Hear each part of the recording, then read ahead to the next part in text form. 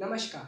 आज मैं आप सभी के सामने अपने समाज की सबसे बड़ी चुनौती पथभ्रष्ट बालक एवं शिक्षा पर अपने कुछ विचार स्पष्ट करना चाहूँगा।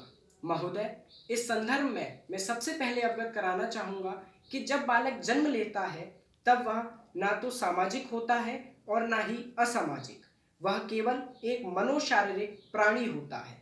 शिक्षा के माध्यम से वह अपने जीवन एवं वातावरण में समायोजन स्थापित करता है, किंतु जब बालक की समाज एवं वातावरण के प्रति कुछ बिगड़ने की स्थिति आती है तो वहाँ पर असमायोजन होता है।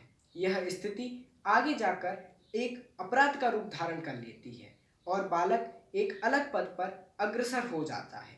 समाज की दोषपूर्ण परिस्थितियां जैसे निर्धनता, बेकारी, अस्वस्थ मनोरंजन, दूषित शिक्षा प्रणाली, विघटित परिवार आदि के कारण ही वह समाज विरोधी कार्य करने लगता है। यही बालक पथभ्रष्ट कहलाता है। यह बालक अपराधों में भी संलिप्त हो जाता है। इन बालकों द्वारा किए गए अपराध के अंतर्गत आवारागर्दी करना, भीख मांगना, चोरी करना, जुआ खेलना, लड़कियों से छेड़छाड़ आदि बातें सम्मिलित हैं। इन बालकों का अध्ययन करें तो हम पाते हैं कि बाल अपराधी बच्चों को बढ़ाने में एक हद तक हम लोग भी जिम्मेदार हैं। परिवार शिक्षा की प्रथम पाठशाला है, अतः बालक के बिगड़ने में परिवार भी कुछ हद तक उत्तरदायी है। जैसे माता पिता की मृत्यु आदि से बाल अपराध को बढ़ावा मिलता है। कुछ बच्चे विद्यालय में समायोजित नहीं हैं और संवेगात्मक संघर्ष का शिकार हो जाते हैं और बाहर वह असामाजिक तत्वों के संपर्क में आते हैं और बाल अपराधी बन जाते हैं। कुछ मानसिक रोग भी बालक को अपराध के पथ पर धक्का दे देते हैं। इसी प्रकार युद्ध भी बालकों को पथभ्रष्ट बनाने में योगदान रखता है। जैसे जब युद्ध में लोग शहीद हो जाते हैं तो सरकार द्वारा उनकी सुनवाई न होने पर घर के बालक सरकार के लिए विद्रोही हो जाते हैं और जब माताएं घर से बाहर धन उपार्जन के लिए जाती हैं तो पारिवारिक संगठन कायम नहीं रह पाता है।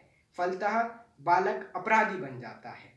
भावी भारत के इन भाग्य विधाता बच्चों की इस दुर्दांत समस्या का समाधान अति आवश्यक है। अतः हम सब मिलकर इस समस्या से छुटकारा पा सकते हैं। परिवार व पड़ोस का वातावरण स्वच्छ रखना चाहिए। शिक्षा व्यवस्था तभी उत्तम कही जा सकती है जब उसमें नैतिक, आध्यात्मिक, धार्मिक आदि गुणों का समावेश हो।